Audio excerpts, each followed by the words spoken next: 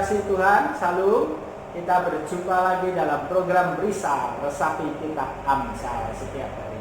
Hari ini kita akan belajar tentang sahabat, tema yang paling banyak disukai dan yang saya sukai, memiliki banyak sahabat. Tetapi Bapak Ibu, Saudara yang dikasihi Tuhan, di dalam bersahabat tidak semuanya adalah sahabat sejati. Nah, hari ini kita akan belajar menemukan sahabat sejati dan menjadi sahabat sejati bagi semua orang. Kita baca Amsal 17 ayat 17. Demikianlah firman Tuhan.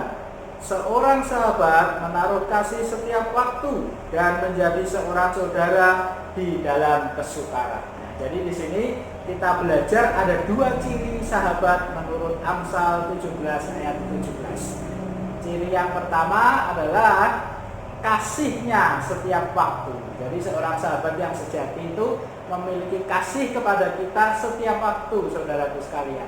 Tidak saat kita kaya saja, tidak saat kita sukses saja, tidak saat kita bahagia saja dia datang, tetapi setiap waktu, setiap hari, setiap saat, setiap tahun dia selalu mengasihi kita. Itulah ciri yang pertama, sahabat sejati. Mari kita jadikan diri kita memiliki ciri ini dalam bersahabat. Ciri yang kedua, sahabat sejati bersinar di masa sukar. Jadi seorang sahabat menaruh kasih setiap waktu, ayat 17b, dan menjadi saudara dalam kesukaran. Jadi kasihnya setiap waktu dan dia bersinar justru saat kesukaran.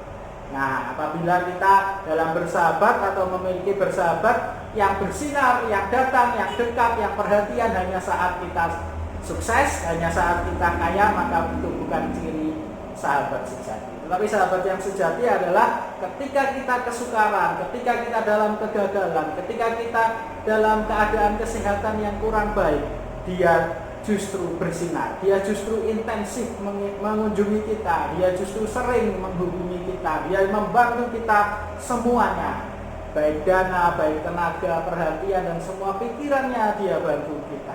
Nah, saya ada sebuah cerita, saudara sekalian, Bapak Ibu yang dikasihi Tuhan. Ada anak SD yang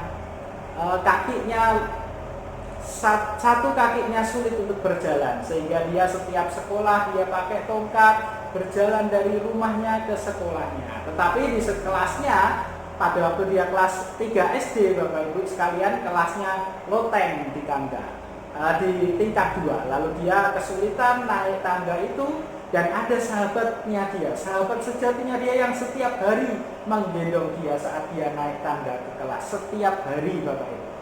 Lalu teman-temannya melihat itu, dan beberapa bulan kemudian teman-temannya bercerita kepada teman yang lain tentang keadaan itu saat dia menggendong temannya yang kakinya sakit itu.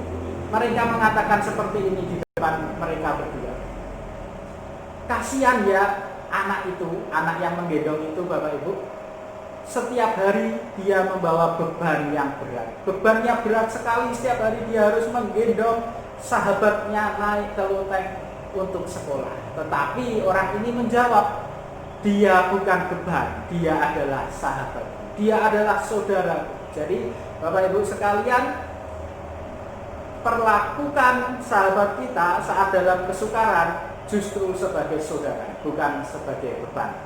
Mari kita melakukan firman Tuhan, menjadi sahabat yang sejati di tengah kesukaran. Perhatikan sahabat kita yang tengah kesukaran, pedulikan dia, bantulah dengan tenaga, dana, dan doa, dan apapun yang bisa kita lakukan. Tuhan Yesus memberkati. God bless you.